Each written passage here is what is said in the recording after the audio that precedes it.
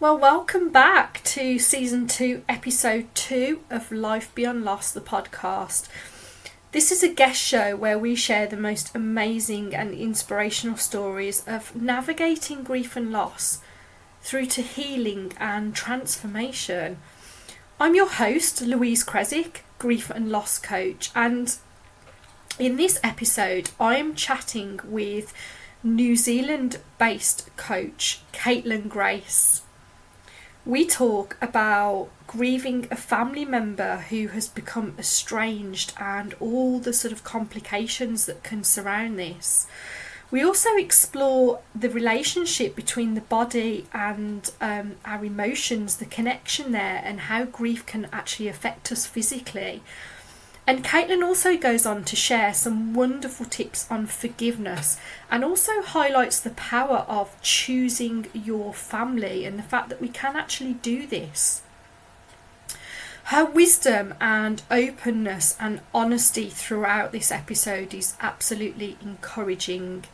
And I just want to point out that at the end of this show, Caitlin reveals her decision to close down her business in order to give herself space from everything that's been going on in terms of her grief, and also to see what unfolds next for her. So I'd like to take this opportunity to say thank you to Caitlin for everything she has contributed so far, not just on this podcast, but within the coaching industry and for all the people that she has helped. So stay tuned because this is a cracking episode.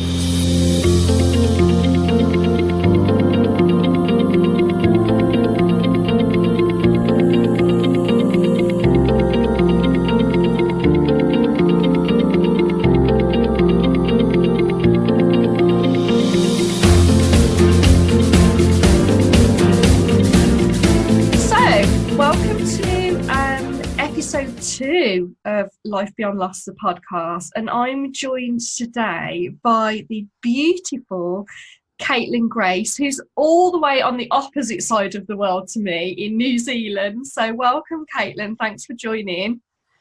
Thank you for having me.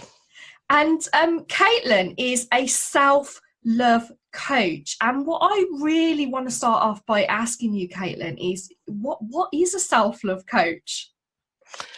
That's a good question. It's a name that I gave myself.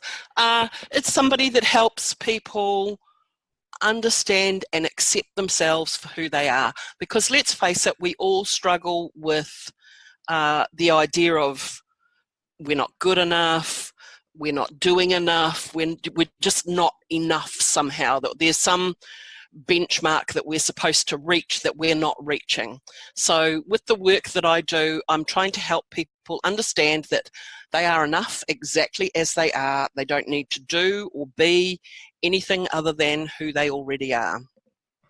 Yeah, that is so, and I like, because I mean, loss is a very wide kind of subject matter, if you like, and I often work with people as well who've had a relationship ending, Yes. And this is a really big thing for them as well. This really low kind of self-worth, self-esteem. Worked with clients who've been in relationships with kind of narcissists and so on. Yep. And yeah, so this is really, really fascinating.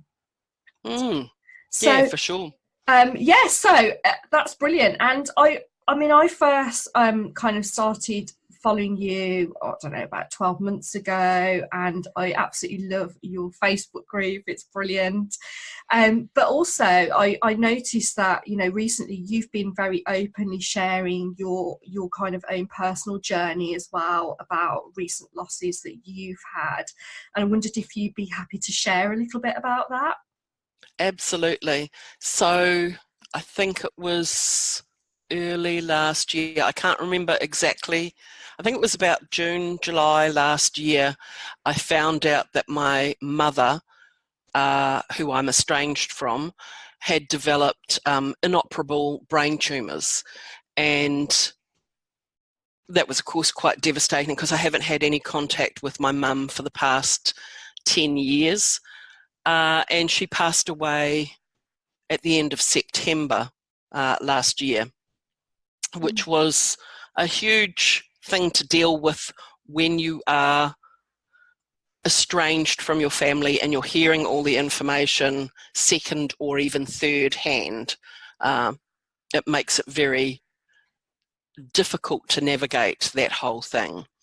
And then that was a big blow. That was a huge thing to process. So I took some time to go through all my emotions and sit with my family, my kids, that is, not my original family, and process all that. And I was getting myself back to grips with life when my father, who I also don't have any contact with, suddenly passed away in February. He had a massive stroke over a weekend. I found out about it on the Monday, and on the Tuesday he died. So that's, that's two huge deaths in a very short space of time. And it's a lot to deal with. It is a lot to deal with for anybody, let alone when you are, as I said, estranged from your family. Yeah, yeah, too huge, like you said, such a short period of time as well. And yeah, I'm wondering, how did you kind of process that then in this situation where you're estranged from both your parents? How did you process that? well, it was really interesting with my mum, for instance. I had been doing, I don't know if you've heard of the medical medium, but I had been reading a lot of the medical medium's work, and I'd also been doing quite a lot of fasting, intermittent fasting. Mm. And with doing the intermittent fasting, I knew that eating actually suppresses a lot of our emotions.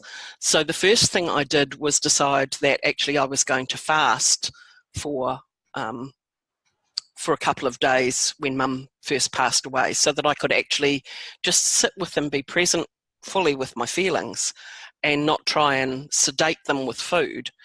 So I did that, and I also was very conscious of the foods once I started eating, very conscious of the foods that I was eating, because like I said, I wanted to be fully present and feel all the stuff that I was feeling, which was quite hard. I also really made a conscious decision that once I'd done my fasting for the weekend, I would go and spend 3 or 4 days with my eldest son and his family in the far north of New Zealand. And going up to be with them, I was going to be away from all technology. There was no power, no phone, no cell phone reception, none of that. It was just going to be me and my son and his family, and it was just immerse myself in nature. And it was brilliant. It was absolutely the best possible thing that I could do, is just be in nature, be surrounded by people who really loved me and understood what I was going through, and just be present for it all. Very cathartic.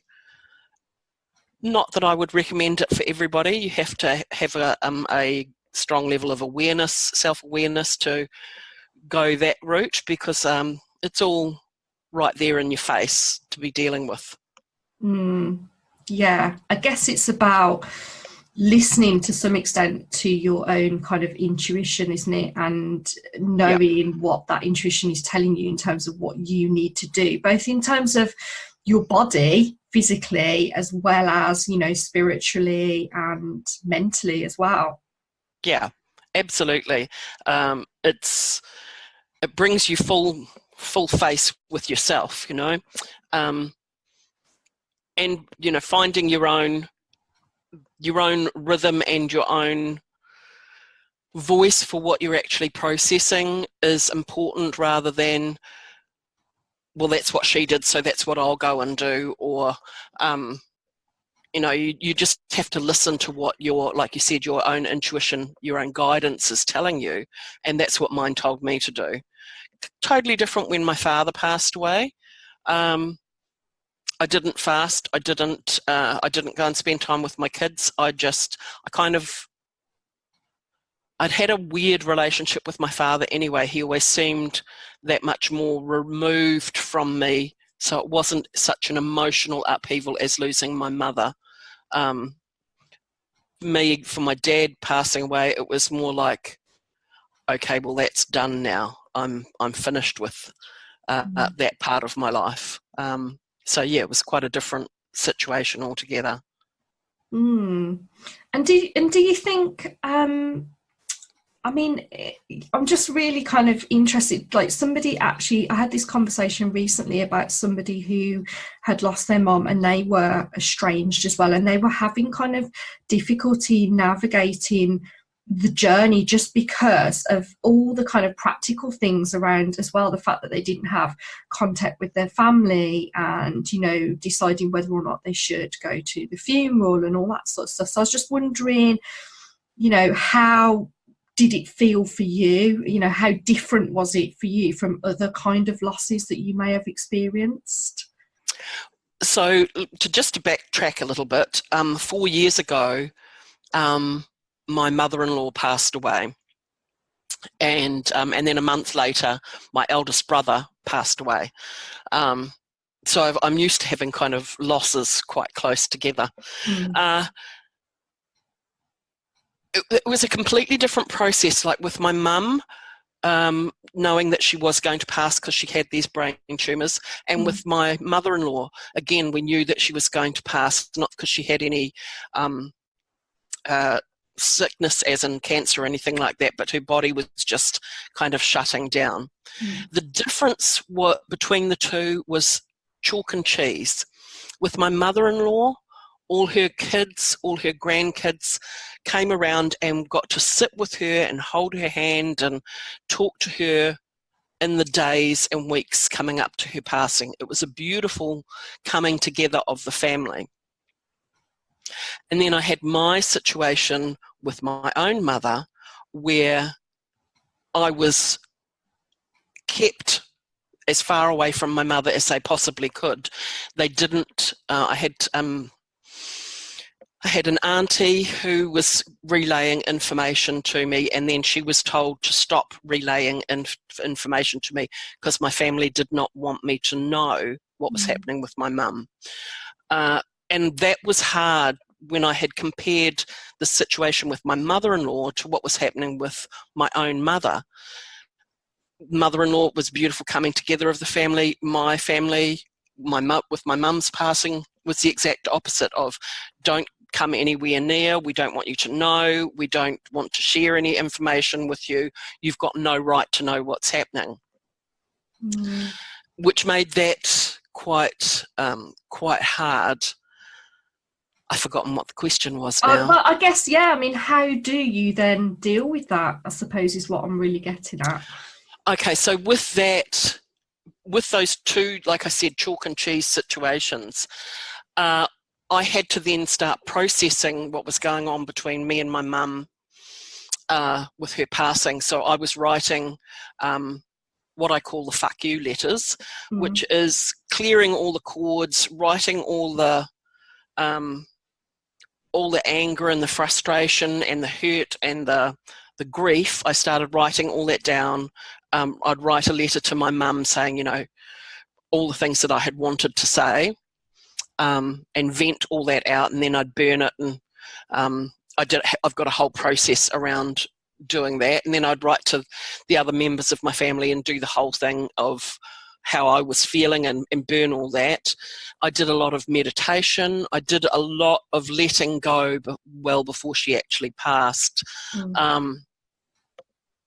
so that I had some sense of closure, and that I felt like I had said everything I needed to say before she died. Even though I wasn't physically able to say it to her, at least I had the process of writing it all out. Yeah, I love that. That's fantastic. I think there's something really powerful in actually just recognizing that just because you don't have that contact and you're not able to say those things directly, that actually it doesn't stop you from being able to release those things for yourself and to have those conversations with yourself or with that person, you know, in Yeah. yeah.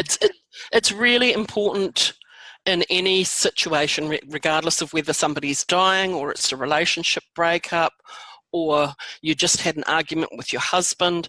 You need some process of getting that stuff out of your body, out of your head, because I know in the past I have had an argument with somebody, I've gone to bed that night, and all I can do is replay the conversation over and over and over in my head, wishing I'd said this and wishing I'd said that and wishing I'd said the other thing. And to stop having those conversations in my head, the best way to do it is to write that all down. You know, because the beauty of that is you don't have the other person interrupting you and saying what they want to say. You just get to write it all out, this big long monologue, and remember all the things that you want to say, and then, you know, dealing with it. So one of the things I like to do with that, I don't know if you're familiar with the Ho'oponopono. Yes. I love you, I'm sorry, please forgive me. Yep. Yes, but we'll just talk about that for our audience, so in case they're not familiar. So Ho'oponopono is an ancient Hawaiian healing technique that I first heard about through Joe Vitale, and it uses 4 simple phrases: I love you, I'm sorry, please forgive me, and thank you. That's kind of all there is to it, though you can take it to the next level. So what I do when I write these letters, I write out all the really nasty negative stuff, as much as I possibly can. Everything that I can think of, I write all that out. And then I read it out loud and I tap. So using the EFT, Emotional Freedom Technique tapping points, I tap as I read it out loud so that it's clearing it out of my energy system, and reading it out loud is clearing it out of my throat chakra. And once I've read it out loud with full, like I'm actually having a conversation with that person, so we're clearing that, and then I end it with, I love you, I'm sorry, please forgive me, thank you. I love you for all the good times that we had. I love you for being my mother. I love you for the way you did this for me. I love you for the way you did that for me. If you actually list some of the things that you love that person for. Please forgive me for not being a better daughter. Please forgive me for the arguments that we've had. Please forgive me for whatever. You actually start building on that whole those statements. I'm sorry that we haven't had a better relationship. Thank you for being my mother. And you know, you go through those, rather than just saying the 4 statements, you go that next level and add some, like I said, some dimension to it, some heartfelt feeling, and again that shifts it through your body, and brings that sense of closure. That brings it all full circle.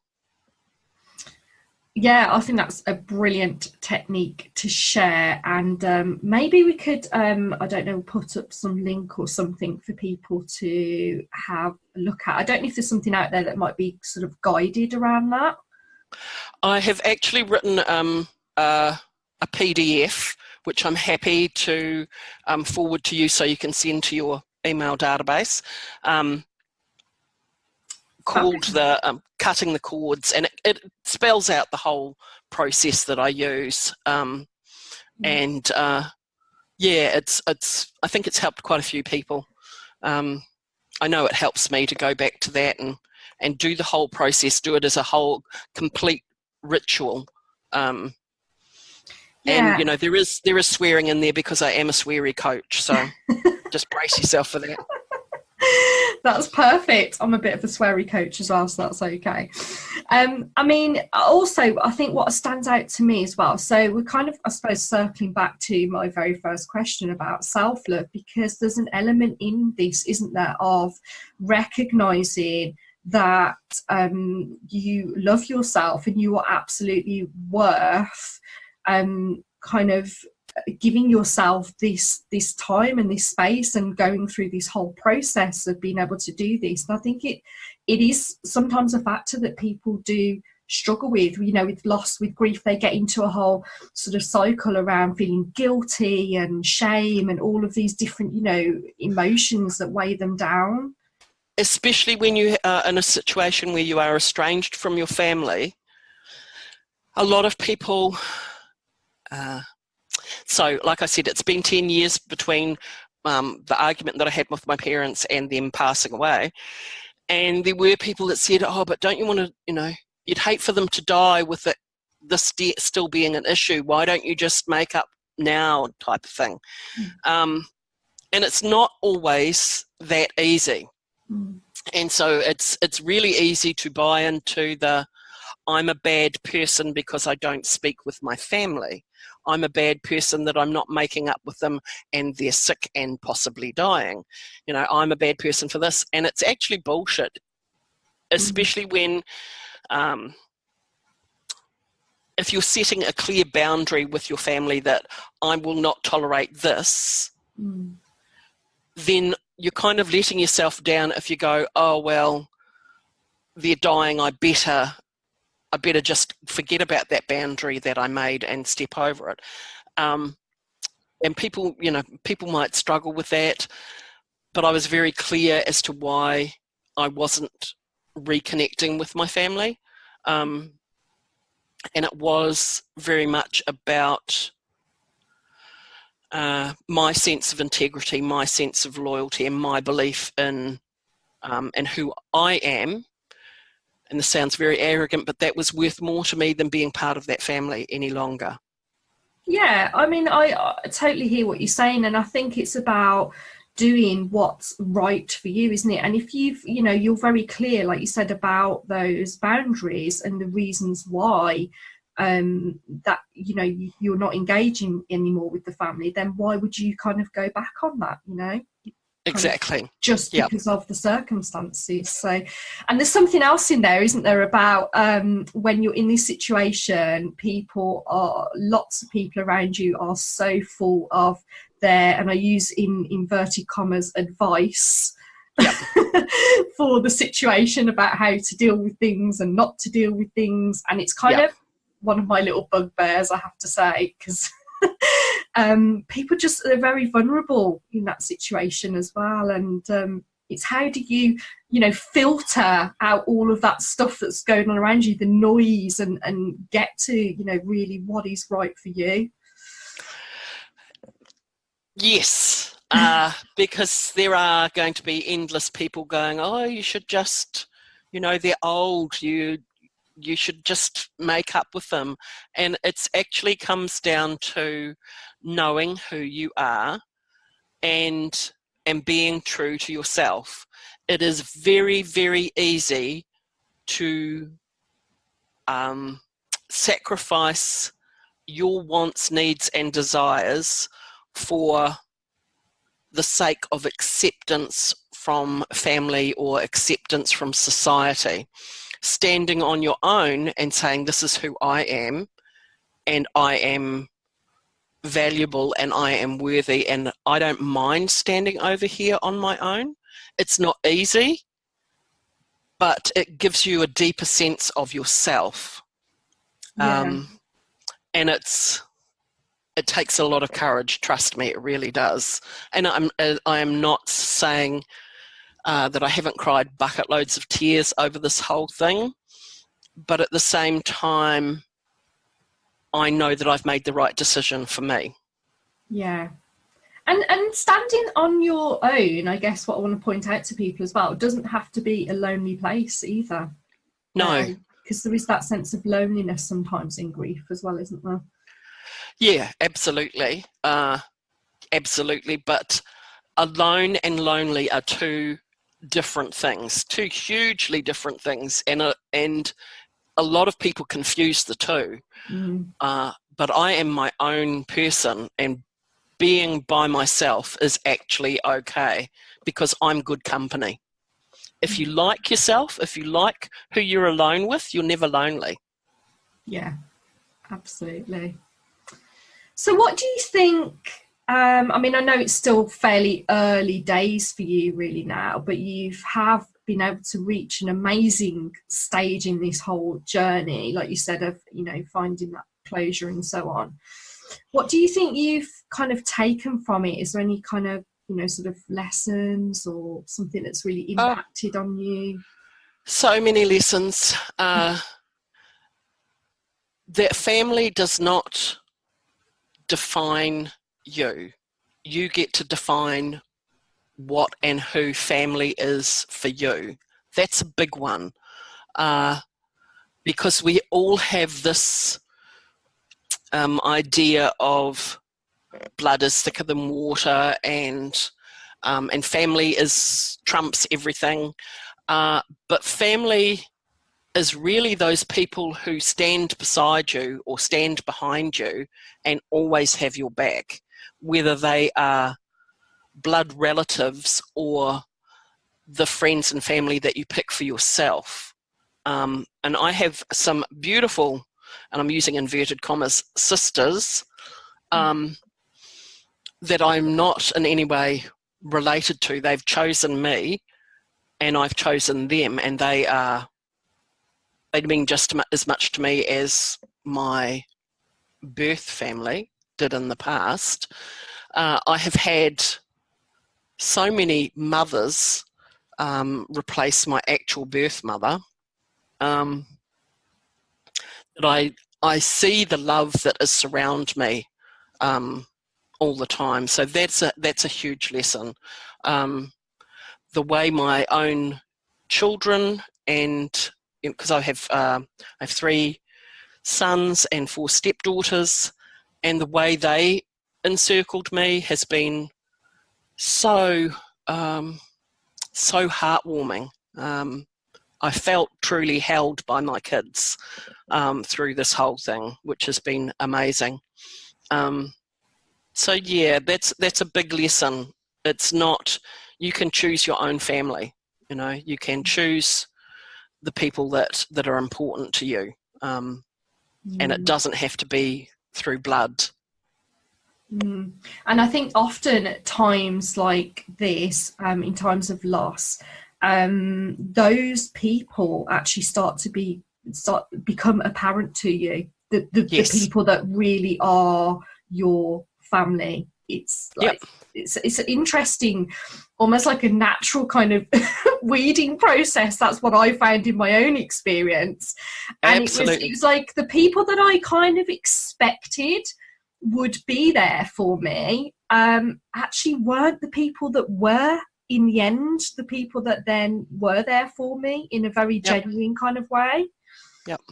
Yeah, it is amazing who will come and stand beside you, and the ways that they will come and stand beside you, and understand and accept your grief. And grief is not a linear process. There are times when I have thought that I have been handling things really, really well, and somebody has just said some completely innocuous statement, and I have just had to get up and leave the room because I'm in floods of tears. It's a process, and you think that you're dealing with it and getting on with it okay, and then something will just knock you sideways.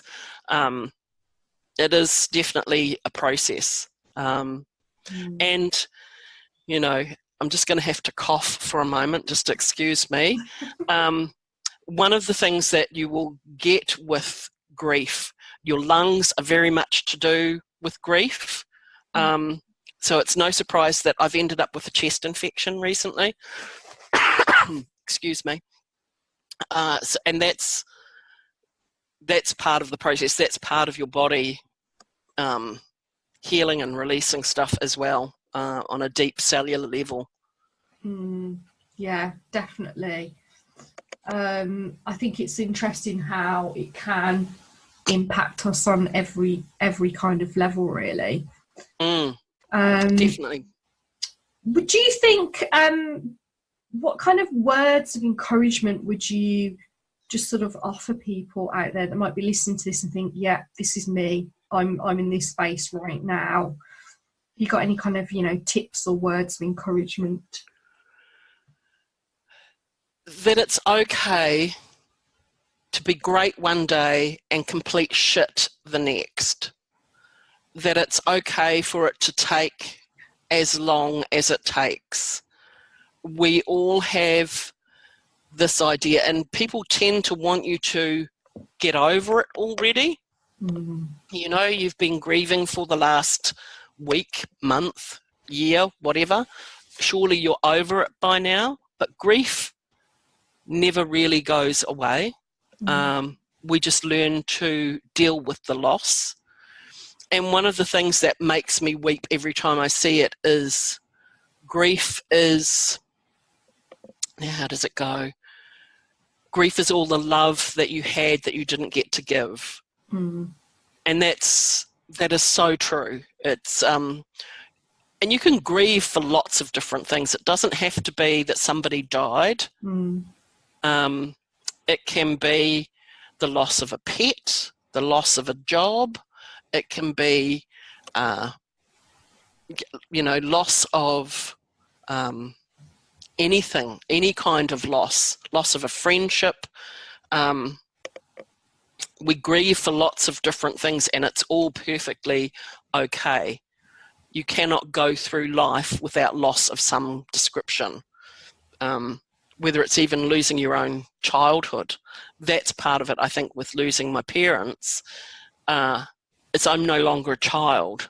We're now, my brothers and sisters we're now the next generation. The generation that bore us is gone. So we are the elders of the family now. And that's, you have to be a grown-up when that happens. And, that's, who wants to be a grown-up? I can totally relate to that. I was 25 when I lost my mum.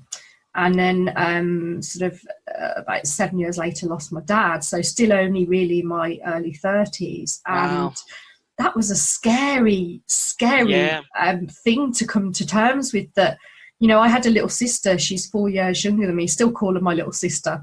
And it was like, oh my God, I feel like I'm almost the parent now, and stepping into that role. And it really is another kind of loss to come to terms with. It is, absolutely. You have to acknowledge that loss of innocence. We always rely on, I'll ask my parents, they'll know what to do about this because they're that much older. But if they're gone, who do you get to ask? Which is, it comes back to that, surrounding yourself with that family that are so important. But so I could talk to you all day, Caitlin, and I can't believe how quickly this has gone. But I really want people to know, just before we go, where people can kind of get hold of you. Well, this is an interesting thing, Louise, is with all the stuff that's been going on, I'm actually closing down my business. Wow. And that's been another loss to come to terms with. I'm just taking a back seat on everything. I still have my Facebook page at the moment. I'm not letting that go. That's Caitlin Grace Wellbeing Coach. I've still got my website, CaitlinGraceAuthor.com. I'm just holding on to those at the moment, and that's all, because I'm not entirely sure what's unfolding for me next. And you've got some sort of resources and things out there, haven't you, as well? Because you wrote a book. I wrote a book, The Goddess Guide to Sex, Love and Life. That's available on Amazon. All that information's on my website. But like I said, I'm just unpacking what's coming next for me. It's all a bit up in the air right at this particular point in time. Well, and that's part of the process of grieving. Is it takes you a while to reevaluate and take stock of your life, because everything can seem it gives you that different perspective. Life is short. What do you really want to be doing with your life, you know? Yes, I definitely think it flags up a lot more questions than answers, and it, like you say, it's a process to work through and find what those answers are for yourself. And I think that's amazing, the fact that you are, again, very connected with yourself and doing what's right for you. I think that's fantastic. Yeah, well, it's not been an easy process. I've been kind of fighting against it, and it's just about surrendering and going, actually, I don't know what comes next.